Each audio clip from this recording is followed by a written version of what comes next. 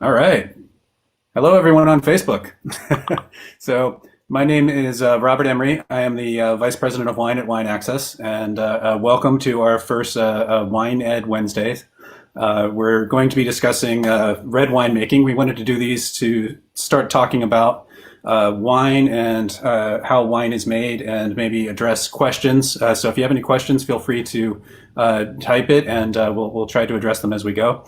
But really, I wanted to use this as a platform to discuss how red wine is made and look at the factors specifically in red wine making that affect what you actually taste in the glass. So let's get started, I guess. I mean, they say there's a thousand different decisions that a winemaker has to go through between grapes and bottle. And so it's a very complicated process to make wine. But there are a few key things that we can discuss that are going to affect what you actually taste. So really, you can break it down into about 5 parts. First, it's how you handle the fruit. So grapes come on a cluster, and what you do with that cluster affects how the wine tastes. The fermentation itself, how you handle the fermentation, the temperature of the vessel and everything. The extraction, because red wine is made in contact with the skins, how you actually extract those flavors. Maturation, how you mature the wine, and what vessel you mature the wine in. And finally, how you prepare the wine for bottling, including blending, fining, filtration, etc. So to kind of break it down to start, really handling fruit, I brought a visual aid. So your average grape cluster looks something like that. We're out of season, so I don't have an actual grape cluster to point to. But you have stems and you have whole grapes, and how you handle these really affects the flavor of the wine. So essentially, the stems can be used, added into the wine, and they will add a spiciness and more tannin to the wine that you taste in the glass. If you leave the berries whole, the whole berry will actually break down a little bit on the inside before the yeast has a chance to act on it, and that will leave you with a fruitier flavor in the wine. If you crush the berries, just squish them, you will wind up with a more vinous flavor to the wine. And you can use any combination of these techniques. So you can take a whole cluster and use that to make wine out of through methods like carbonic maceration or whole cluster fermentation. You can destem the wine and then add the clusters back into the mix. If you want some of those flavors, but you want the effect of whole berry fermentation without whole cluster fermentation, or you can actually destem the wine, throw the stems away, and just use whole berries, or you can crush the berries. And each has its own impact, and sometimes you will use combinations thereof. And the next step is really the fermentation process itself. So now that you have all of the grapes in tank, what do you do for fermentation? So the type of vessel that you ferment in is very important. As is the and forgive me, but the type of vessel is important, but it has a very subtle impact on what you actually get in the bottle. What's actually going to have the most impact for what we experience as consumers is going to be the temperature that you ferment at. So red wine is fermented warmer than white wine because at warmer temperatures you're going to get more extraction off of the skins, and that's what you want. You want the color, you want the tannins, you want the flavors off the skins. But if you ferment at a more moderate temperature, around 75 degrees, you're going to get a fruitier flavor. If you ferment at a warm temperature, around 85 degrees Fahrenheit, you're going to get a balance of those fruit flavors and the structure that you extract from the skins. And if you ferment at a hot temperature, 95 degrees, you're going to lose some of that fruity character, but you're going to get a lot more of that structure. And then that takes us to extraction, because you are on the skins, you're trying to extract those flavors, the color, the tannins. So really how you manage the skins during that process is going to really affect what we taste in the glass and the structure of the wine. So there's a number of methods that you can do that. One of the most gentle in terms of extraction is punch downs. Punch downs are actually very highly extractive of color, but it allows you to really not necessarily break the skins as you go. So you're taking a plunger and essentially pushing down on the grape skins as they're floating in the wine to submerge them. Kind of like making tea, where you dump a tea bag up and down in warm water.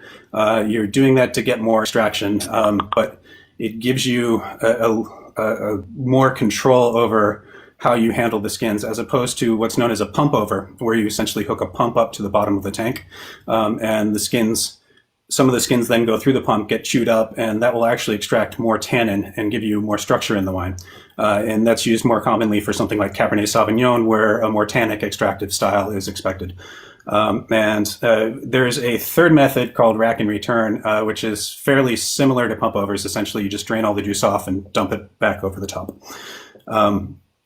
And once you have managed your fermentation and your extraction, we move on to having a finished wine. So you take that juice, then you drain it out of the tank. You take the skins and you press the juice that's left on the skins, and you can use that separately or as a blending component, or throw it away if it's no good. That's really up to the winemaker and their taste and how they want to make the wine. From there, you're maturing the wine before bottling. Some wines like Beaujolais Nouveau go pretty much straight to bottle. Other wines, most red wine is actually matured for a period of time, somewhere between 6 months and 2 years. Sometimes a lot longer in the case of things like Rioja. And factors that affect that are you maturing? What type of vessel are you maturing in? So if you're maturing in a tank, all of the juice is essentially in a tank, only in contact with itself, with very little contact with oxygen. That's going to give you a very linear primary fruit flavor profile. If you're maturing in barrel, the juice actually has contact with oxygen through the staves of the barrel. And that's going to give you a softer, rounder mouthfeel and soften the palate up a little bit. If you are using new oak in that process, that new oak will actually impart the flavors of oak. So that's where you're going to get some of the flavors of cedar, clove, baking spice, mocha, coffee, chocolate, depending on how the barrel is made. And what size the barrel is going to impact how much of that flavor comes into the wine. So, and from there, after you're done maturing, you're ready for bottling.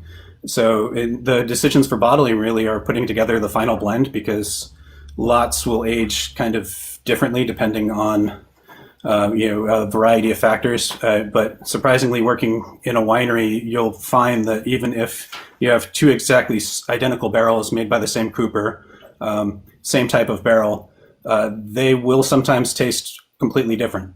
And so that's where the winemaker goes through and tastes everything and decides what they want to be their specific lot of wine, to best showcase the terroir, to best showcase their brand, their style, etc. Now that we've kind of discussed that a little bit, let's get into it. We're going to taste a little bit of wine and discuss how the way these wines were made have affected the flavor of the wine. So we're going to start with the Quartz Reef Pinot Noir. It's a single vineyard Pinot Noir from Central Otago in New Zealand.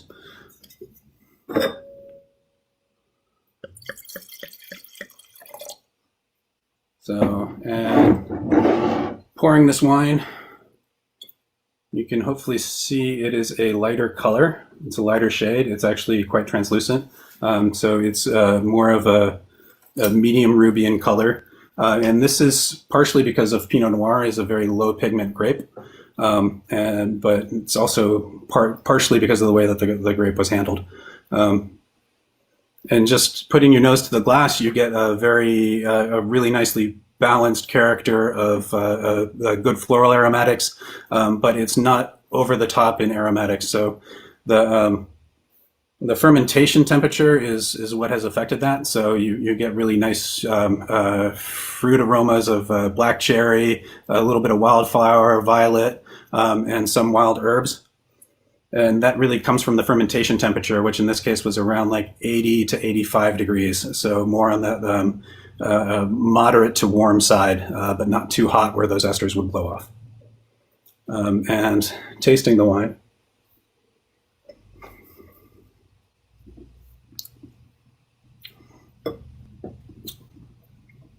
So Here, in tasting the wine, it has a really nice, uh, fine granular tannins, and this particular wine was made by doing only very gentle punch downs, so very lightly extractive of tannins, and it was actually aged for a longer period of time on the skins, for 6 days after the maceration, after fermentation. It gave it 23 days total on skins.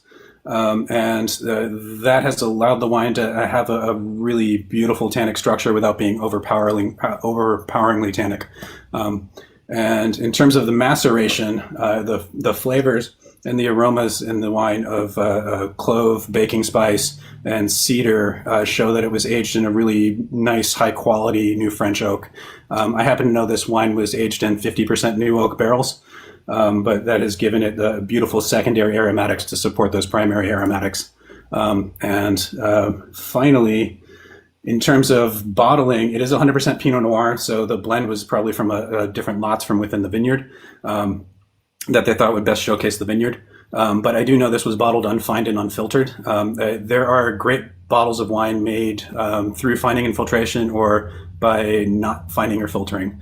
But some people feel that unfined, unfiltered wine does preserve some of the flavor.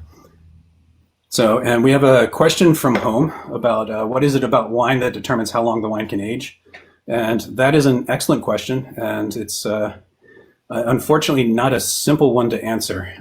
But what I have found is the number one determinant of how well a wine can age is actually the balance of the wine. If all of the elements are in balance, the tannin, the acid, the dry extract, think of dry extract as like the flavor and body of the wine, the alcohol. If all of those elements are in balance, it's like having equally long legs on a table. There are cases where wines can be slightly off balance, but if a couple of those elements are in balance, it will hold the wine for an extended period of time without the wine falling apart. But if you're lacking any one of those components, or if any one of them sticks out too far, you have a wobbly table. You have a wine that's not going to age. So hopefully that resonates. Okay, let's move on to our second wine. So by contrast, our first wine was a Pinot Noir, so cooler ferment, more gentle handling of the cap in order to have a lighter extraction of the wine. Our next wine is going to be one of my new favorite Napa Valley Cabernets, the Hoops Napa Valley. So,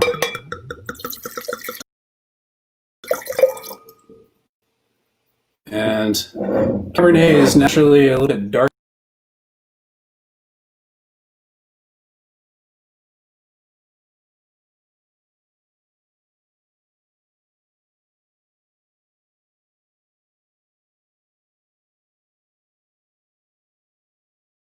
A balance, like blackberry fruit, really beautifully in balance with some of the oak characteristics. So it has like that toasty mocha oak note that shows maturation in a percentage of new French oak, and with balanced fruit. And tasting the wine,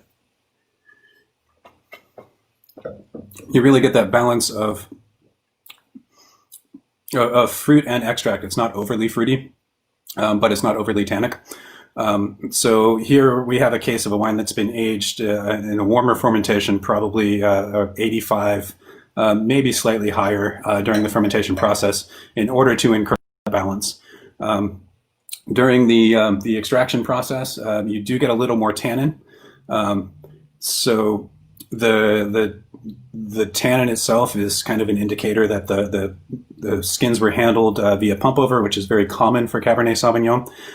This wine also had 10 to 15 days of extended maceration after the fermentation was over, and that gave it a little more time to extract tannin and give it a little more backbone, a little tannic backbone, which for Cabernet Sauvignon lovers, you love that kind of grip that Cabernet gets, and that's definitely in this wine.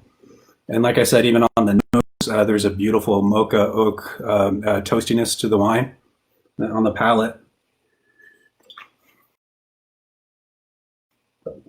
In the maturation process, it has a little more of a coffee and espresso note, which to me connotes a very high toast oak character.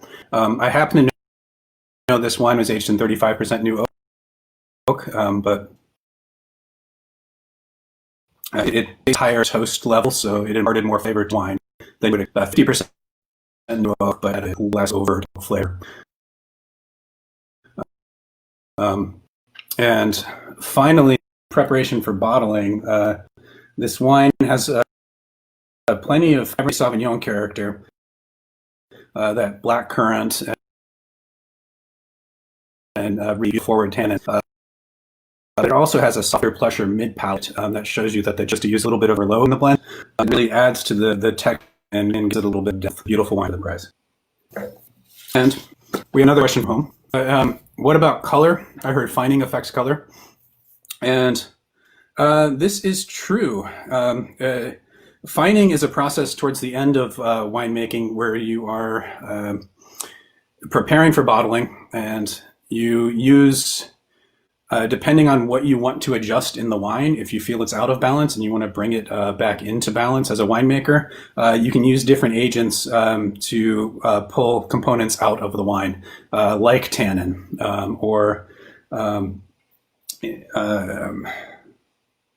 forgive me. So like I often, especially for Cabernet Sauvignon, famously in Bordeaux, they use egg whites to fine for tannin. You can also use things like gelatin. You can use things like bentonite to fine for tartaric acid.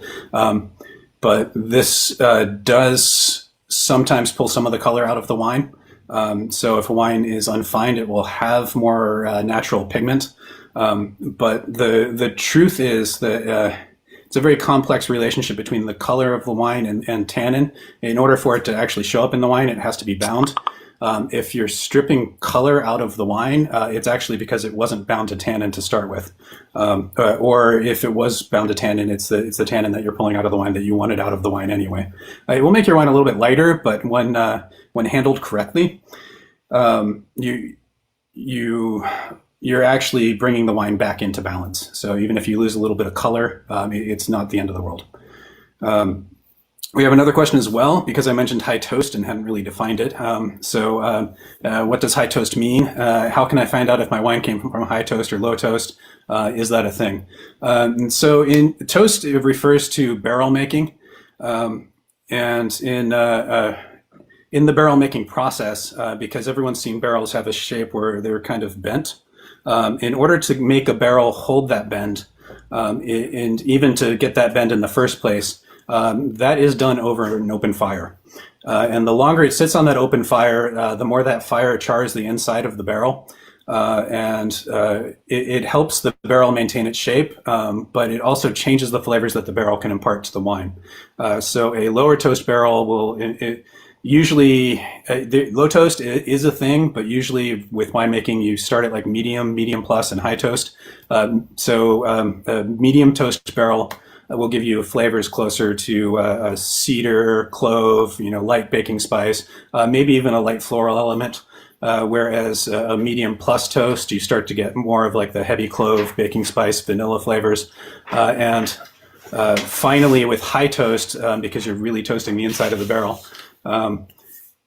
the flavors of like mocha, espresso, coffee kind of come from higher toast. In the fuller bodied the wine, generally, the more of those flavors that it can absorb. So higher toast is typically reserved for fuller bodied wines, whereas if you used a high toast barrel for Pinot Noir, it very often dominates the wine unless you've extracted a lot of flavor from that Pinot. And there's really not a way to know outside of talking to the winemaker, unless you get really experienced with tasting different styles of winemaking. And we have another question. Alan wants to know that Cabernet with distinctive cherry flavor, what gives it that characteristic.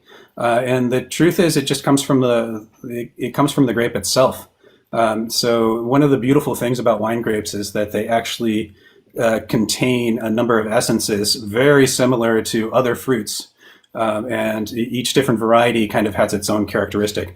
So Cabernet from a cooler climate will often take on more of a red currant, black currant, cassis flavor, but in a warmer climate will take on more of that black cherry flavor that you love, Alan. And in a even warmer climate or hot climate, you can get some of those flavors of blueberry that you get from certain Cabernets in Napa, especially mountain cabs. So to move on to our next wine, to give a little bit of contrast to the Cabernet Sauvignon, I wanted to pour this is a Longa Nebbiolo. So it's the Giacomo Borgogna No Name. And this is called No Name because it's essentially a declassified Barolo. So this wine is very characterized by the fact that it has a long aging on skins and a long aging in barrel. But Nebbiolo is a very low pigment grape, so you can kind of see right through the wine. And in the maceration process for this wine, rather than doing pump overs or punch downs, they actually used a slightly different process because they didn't want to extract too much tannin, because Nebbiolo is very high in tannin but very low in pigment. And to avoid extracting too much tannin, they used a screen to submerge the cap and just keep it submerged, kind of like just keeping your tea bag still in your tea as you're making it. Kind of like sun tea. Think of it like that way. You get a longer, slower, but more gentle extraction. So because of that, they left it in contact with the skins for longer. So this actually saw a full 30 days on the skins, including a post-fermentation maceration of 20 days. So, and on the nose, it has a beautiful rose petal, violet, floral estery character. That shows me that it was fermented a little bit cooler as well, so they did use temperature control in the fermentation to keep it at around 75 degrees.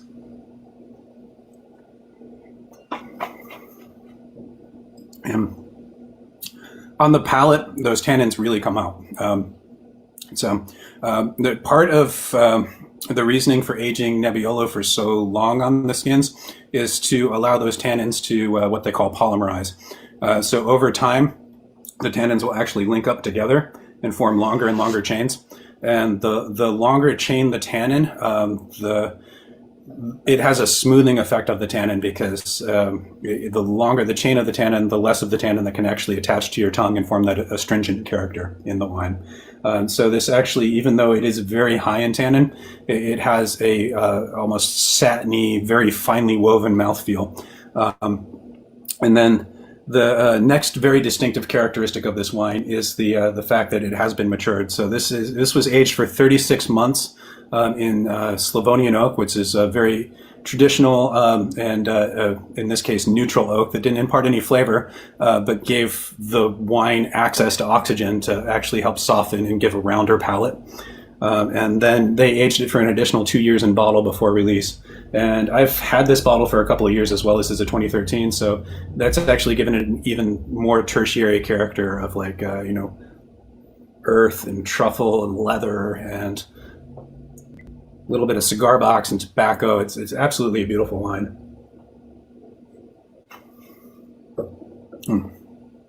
So we have another question from home. Are floral scents something that come from the grape? Like cherry flavors, and that is absolutely right. So the floral character comes from the grape because if you think about it, fruit comes from flowers. They still retain some of those essences. In certain cases, there is an interaction between the nature of the fruit, those esters, and the oak, and it can actually make those even more complex. So something like if you actually smell violets and you smell oak, there is a crossover. So the smell of violets in wine is usually a combination of factors of the grapes being aged in oak. And winemakers do enhance that through the fermentation temperature. If you ferment hotter, those essences are very volatile and will actually start to drift off. Like think about it like when you're cooking if you cook at a higher temperature, you have a much more aromatic experience. Um, uh, we have another question about Nebbiolo. Is Nebbiolo always tannic? How come? And I heard barrels add tannin. Is that true? All of those are true. So Nebbiolo is it can be made to be less tannic through a number of processes, but the grape itself has a very thick skin, but doesn't have very much color in the skin. And the way that it expresses thatself in the glass is a very high tannin content. And so there's several things that winemakers do to manage those tannins. And in this case, like I said, they used an extended maceration where they were trying to link up those tannins to make longer chains of tannin. Other things that they can do is rotofermenters, where they're actually doing a very intensive maceration for a much shorter period of time, and they're looking to make like a shorter chain of tannins. But it gives it a softer, more powdery mouthfeel in that case. And barrels do add tannin, and there is some tasters can distinguish between wood tannin and fruit tannin. Some people will tell you that like wood tannin will get you around the cheeks, and that fruit tannin will kind of you'll feel it more on the tongue. Personally, having tasted pretty broadly, I don't have that experience. But that doesn't necessarily mean that those people can't distinguish that. Tasting is a very personal thing. Everyone has different tolerances, and so you have to kind of just experiment with it a little bit. But yes, oak does add tannins, just not as much as most people think. And to move on to our next wine, I wanted to kind of contrast the Nebbiolo by something that has a more overt oak character and was aged for a longer period of time. So this is the Contino Rioja Reserva. This is a 2015. So this is made primarily from Tempranillo.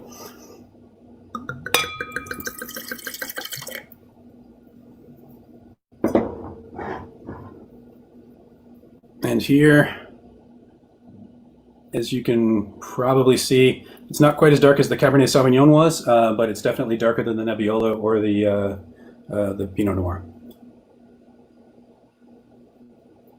So, and similar to the Cabernet Sauvignon, there are some really nice fresh fruit characteristics, but it's not leaping out of the glass. And that combined with the palate, which has a beautiful balance of fresh fruit and the structure of the tannins, that shows me that it was fermented probably about 85 degrees. Again, a warm fermentation to enhance the structure of the wine but not lose fruit. Yeah, here we have a wine that the tannins are very fine and like almost clay-like. They're very firm and almost tacky in the mouth. This has been managed through a series of pump overs, but not as aggressive as was seen for the Cabernet Sauvignon. So probably fewer times per day to not extract as much tannin. And then this did see 15 to 20 days of post-maceration. It fermented a little bit faster because it fermented hotter than the Nebbiolo. So the grand total on skins for this wine was around 20 to 25 days. And there's a range there because, like I said, there's a blending process towards the end. Not all of the lots were made exactly the same. The big thing with Rioja, though, is the maturation process. This wine has a very classic Rioja character. So I say classic, it's actually a blend of classic and modern because there's a beautiful vanilla coconut element, but very subtle, that comes from used American oak, which is very common in Rioja, but it also has a nice element of clove and baking spice and classic French oak markers. So it makes for a very complex experience, especially on the nose and on the palate. So, and the the wonderful thing about Rioja is it maintains that beautiful fresh fruit with all of those like nice secondary characteristics, and then it's been matured for 24 months in the cellar, and an additional 1 year in bottle before release, which gives it a little tobacco and like cigar box complexity to really add to the character. We do have one more question, and I think we're almost at our time. Someone asked, I noticed some winemakers have a very short maceration times, and why? This has become very popular for some winemakers, especially in the last, I would say about 10 years, to do very short macerations and to press off before the fermentation even finishes. The reasoning behind this, they actually ferment hotter and press off before the wine's finished fermenting when they've hit exactly the extraction that they want. And they do this by testing the wine pretty much every day to see exactly how much tannin is in the wine, how much dry extract is in the wine, how much color is in the wine. And these are all numbers that you can run out of lab now, and you can have an exact number of what you're looking for.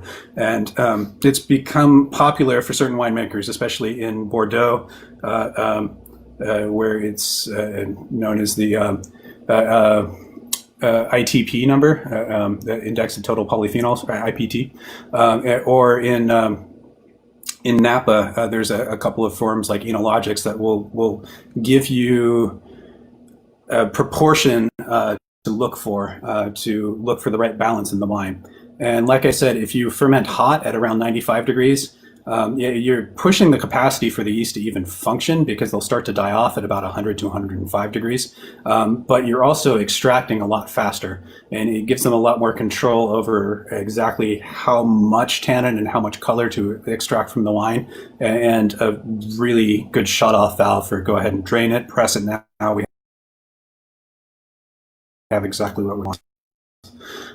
The downside of this, as I said, is with a hot fermentation, you do lose some of that fruit and ester character. So this is more common for grapes like Cabernet Sauvignon, where you're going to have a secondary like a new French element added to wine or definitely complex. And yeah, right. That finishes are in